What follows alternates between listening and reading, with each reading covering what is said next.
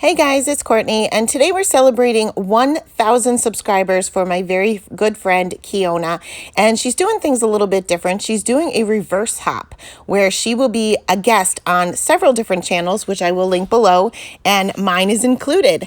So I will link all of her information below. If you like what you see, go ahead and subscribe, and don't forget about that giveaway. Have a great day, guys. Bye.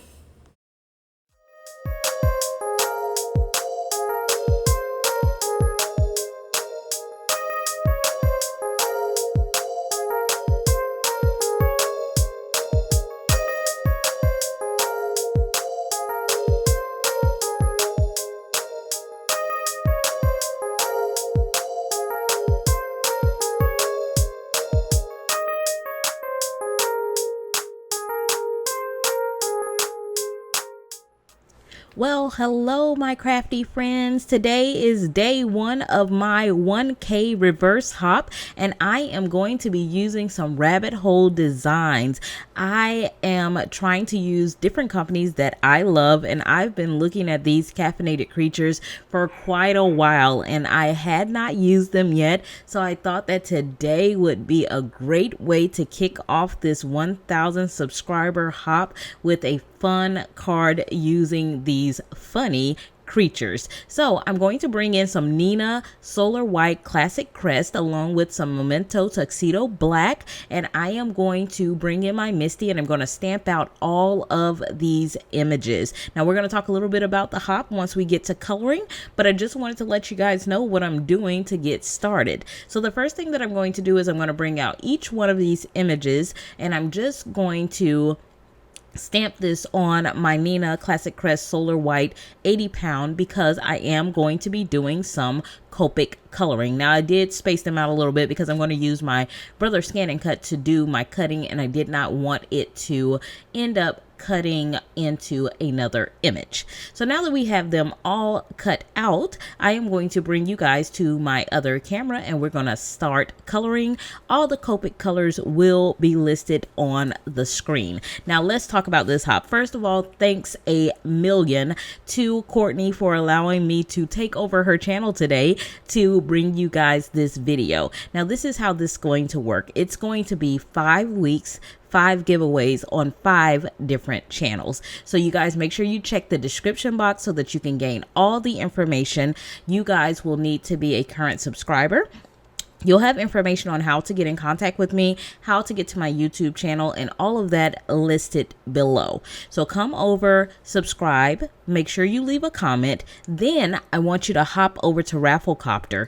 Go to Rafflecopter, and that is how you are going to put in your entry for this week. Then next week, I want you to hop with me to my next channel, and I will begin by announcing the winner from this week. And we are going to do that all the way through the month of August. I thought that it would be fun for every Saturday from now through the end of August for us to do a giveaway, for me to say to you guys that I appreciate you so very much.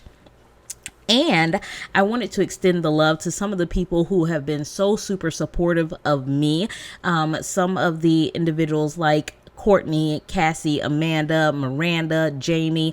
I'll be on all of their channels, and I wanted to extend the love to their crew as well because you guys make this community so absolutely amazing. So remember, watch the video, leave me a comment, make sure that you are a current subscriber on my channel, and go to Rafflecopter to get your entry. And you can enter every single week. I want you guys to have multiple chances to win, and the fun part is every week the giveaway will be valued at $100. Yep, that is right, because I appreciate you guys so much.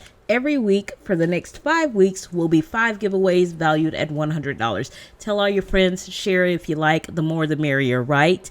All right, so let's get back to the coloring now. I have gone ahead and colored up our first image, and I used some of my warm grays. And if you guys follow me at all, you know that I'm pretty restrictive when I go through and do my coloring the first time, just because I want to get some coloring down so that I can see where I want my darkest colors to be, and then I go back in and add in additional color to darken and deepen some of my shadow areas and my highlights up. So that's why it usually takes me a little bit longer to color, but coloring is very therapeutic for me, so I'm not typically in a rush when I'm doing my coloring anyways. So we're gonna move over to our flamingo, or in this case blamingo, and I am going to be using some RVs to color in the actual image, but I'm using those W markers that I used on our whale to color in his legs and beak. These images just cracked me up, and I had like this weird thing when I first saw them. I was just like, I'm not quite sure about those. I actually was introduced to them over on Cassie's channel, and I kept looking at them, but it's one of those things that strangely or oddly enough, you're drawn to them, although they look angry. They look like they need their coffee. Probably what I look like in the mornings before I get my coffee, but they just grew on me. And so now I have become a collector of the rabbit hole designs, caffeinated creatures. I will have all of the information for everything that I'm using today linked in my description box below, or in the description box below. Seeing as how I'm taking over Courtney's channel, I guess it's not really my description box, huh? Yeah, so it'll be in the description box though. And I hope that you guys enjoy these images as much as I do, as well as the card design. Now, one of the things that I did want to tell you guys about the card design is that if you guys enjoy it and you like it, if you are a part of my group on Facebook, I do provide many of the files that I create in the file section over on our group. If it's not something that you see there, you can just request it and I will get it uploaded for you. So if this is a file that you feel like you would like to try, just let me know. I am a Cricut girl, so the files are Cricut Design Space files. That's what I usually use to make most of my card bases. So we're going to move over to our kitten, which looks like he has been out too long last night. And I did use a lot of stippling techniques when I worked with him, just because I wanted to give a lot of texture to his skin, because he looks very scraggly. It looks like his hair is matted and all over the place and just doing some odd things over here. So I did not go in any type of particular order.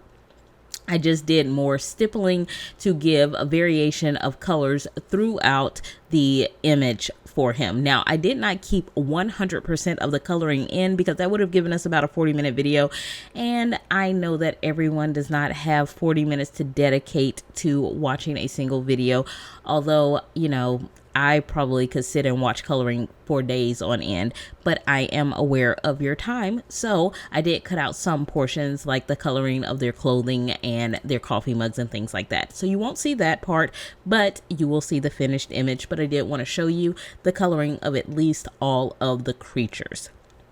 So I'm going in and getting finished with him, and I'm not so worried about him looking kind of splotchy, because that's just the feel that I got when I saw this image and started coloring it. So I wanted him to look a little disorganized, discombobulated. That's the word that I was looking for, discombobulated. So I wanted him to look a little discombobulated, so he's a little splotchy, and I think that it went along with what we were going for. Now, this cute little dino, as soon as I saw him, I just thought of BG's. Like, he needs to be a beautiful blue color. Not quite sure why he gets to be the pretty one in the bunch, but he does. So I chose a BG combination to use for him. And sometimes when I'm coloring certain images, I'm more conservative than other times, just because I'm not quite sure where I want my shading to be. So I figure at the end of the day, I can't really go wrong. I'll just stay consistent in my inconsistencies, and I think that he turned out pretty good.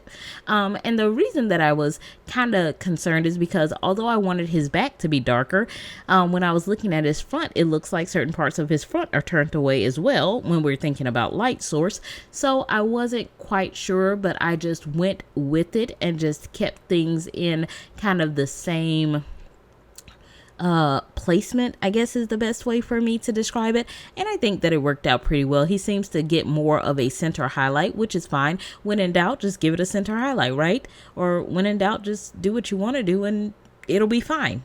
yeah, I like that one better. So I just went in and finished coloring him up and made sure that I blended it out really well. Didn't want to have any really harsh lines when I was complete with him. Now, I will tell you guys the fun part, or the funnest part that I thought when I was doing these images, was doing their eyes. So I gave them all like bloodshot eyes, and I really like got a kick out of it all by myself. I didn't need anyone else in here for me to laugh at this multiple times when I saw it. So I am going to give them all their bloodshot eyes, because of course when you first wake up in the morning, that's probably what we feel like. Hopefully we don't look like that, but some of us may. It's okay. No judgment here.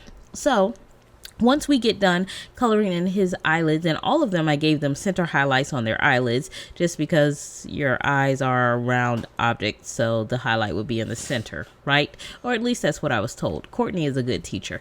I would watch her a lot before I got into the YouTube thing. I still watch her a ton, but she's one of my coloring inspirations. Her, Kelly Lativola, and then later I began taking classes from Alyce from Kit and Clowder. I also have that linked below, because that's when I really decided that I wanted to learn to Copic color and not just be fascinated with watching people Copic color. So I am going to go ahead and do his slippers. I thought it was the funniest thing that the illustrator had his toe poking out of the slipper. Like, it just says a whole nother thing to me.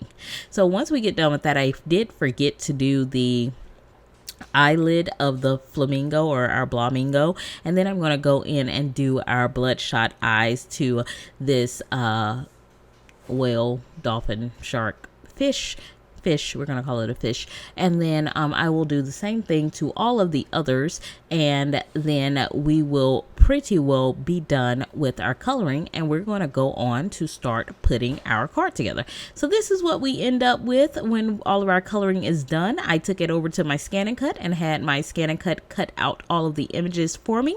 Now I'm going to bring out some gold foiled cardstock. I have 5 pieces. 4 of them are the exact same. The 5th piece is a little bit different. I had my Cricut cut me out a bunch of coffee beans. I'm going to go ahead and weed that out and peel all of those away. These will go and serve as the background on each of those foiled pieces, kind of like creating our own pattern paper. I'm going to bring in some of my contact paper. This is magic cover contact paper. You can get it from the dollar store, Amazon, or Michael's, and I'm going to use that to transfer my coffee beans to my cardstock. Now this is like what I call my purple tape of for vinyl, because it does not tear your cardstock when you are adhering vinyl to your cards. So I'm going to do this to all of my 4 backgrounds, and the 5th background will get a little extra since it is a bit larger than the remaining 4. Now I did leave a couple of coffee beans, and that will go on the inside of my card, just because I like to do the inside of my card and tie everything in. Now I'm going to start doing what I call a dry fit. I usually do dry placements just to make sure that I get all of my card pieces where I want them, and I know where I'm going to glue them down before I commit to actually getting them done. I'm going to go ahead and get that part done, because this is going to be what I want the layout of my cards to be, the order in which I want them to go or be seen to you guys when the image is all done. So once I have had an opportunity to fiddle around with this enough, I'm going to bring in my front piece of my card. Now this front piece was created in Design Space, and it has several score lines where I'm going to glue each of the pieces. We're going to do what I call, and I think it is called, a waterfall card. I'm going to glue all of these different pieces with the images on, and it will cause a flipping effect when the card is pulled from the bottom.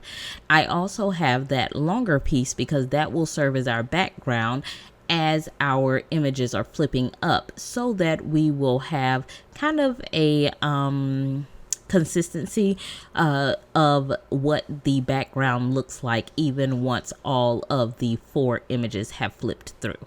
Now I did make these little tabs that will be really the only thing that is gluing this to our card base, so I will use some double-sided tape to ensure that it is stuck down well. Now I am just working my mechanism to ensure that it starts to flow freely. You know, you have to do it a couple of times to get it to start moving the way that you want it to. I'm going to go ahead and make sure that I have all of my cardstock pieces turned in the correct direction. They seem as if they are a perfect square, but they are just slightly off, so I needed to ensure that they were all going in the same direction prior to getting ready to adhere them down. Now the biggest thing when you are doing this card is that you want to place glue only on the inside of the score line. So you don't want any glue to touch any of the score lines. So you're really just gluing the top portion of the gold cardstock to the card panel. That will allow it the ability to move freely and create that waterfall effect. So now we're going to go in and I'm going to start gluing down each of my images to their respective cardstock piece. And once I get that done and give that an opportunity to dry, then we will move on to actually putting the waterfall portion of this together. So now here we have all 4 of them glued down where we want those to be. And I am also going to bring out one of the hashtags from each of them.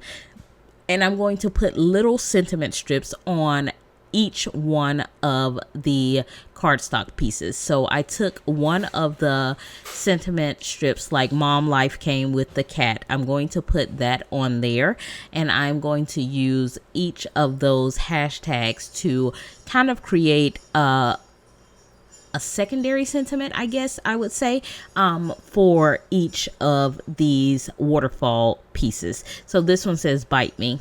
Normally I would not say bite me, but I found that funny. I thought that was like hilarious, so I used it. Yeah, that one and Blamingo, like those were my 2 favorites, although I would tell my children quickly that bite me is very inappropriate.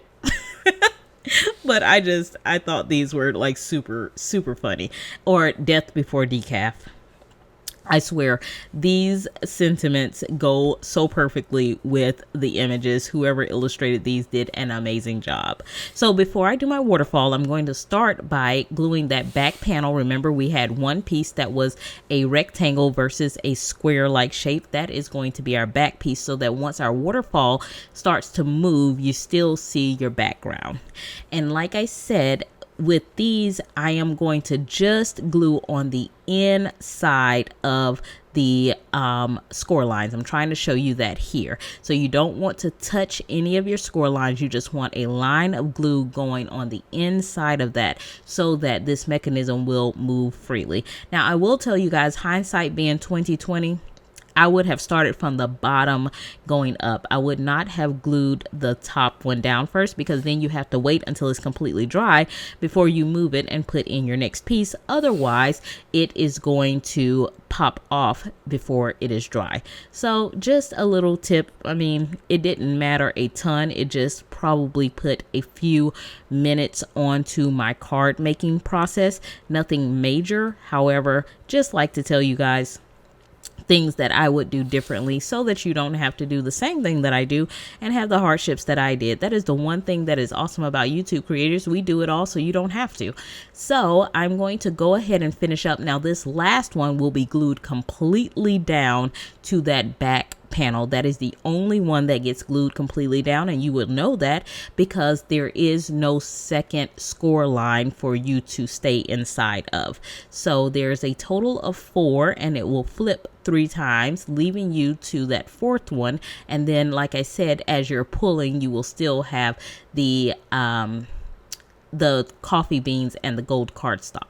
So I'm going to bring in my card front, and I've cut out a scalloped edge, and I did that with my Cricut as well to kind of create a border for the card waterfall, and I'm bringing in some of my double-sided tape. Now this double-sided tape, like I said, I'm using that because this is really the only thing that gets glued down to the front of the card. Now I'm going to bring in my primary sentiment, that's the word that I was looking for, and this is going to say coffee, and that's going to go across the top of our card, and I'm going to go ahead and glue my card panel, the scallop panel, down so that I can get the coffee sentiment over the top. Once I get that done, then I can go ahead and adhere the waterfall element. I just did that first so that I could ensure that I had everything where I wanted it to be, because once you take this double-sided tape off, there is no going back. So I take off the double-sided tape, I align it where I want it to be, and I press it down, and this is what we are coming up with. So we will have that flipping waterfall sensation, and it says coffee on the front. And now we're going to work on the inside of our card. Like I said, I kept a couple extra coffee beans, and this is going to say coffee on the outside is my spirit animal on the inside, with the coffee beans at the bottom. I thought that was really cute. I brought in the same cardstock that I used on the front to create the scalloped edge, to create a border in the inside of the card as well. So here we go. We have coffee is my spirit animal, and we have our secondary sentiments: mom, life, Blamingo, bite me, and death before decaf. And then we're going to bring in our shimmer pen. Now, one thing that you guys will not see is when I use glossy accents on each of the eyes of the animals, because I did not come back and record it after it dried, and I couldn't show it to you while it was wet. So I just wanted to make sure that you guys, well, maybe I did. I start showing you this apparently, and I did not even know it. But I do use glossy accents on each of their eyes because I thought that that would add just an extra fun detail to the image. So this is pretty much the card for the day. Guys, I hope that you guys enjoyed this. I hope that you guys will come back and join me next weekend on my next channel. And I hope that you guys will like, subscribe, comment, and enter the giveaway, because I want to say thank you to all of you guys for making this community so amazing for me. So we're going to end off with some glossy accents on each of our eyeballs, and that is going to finish our card. Have a great day, guys.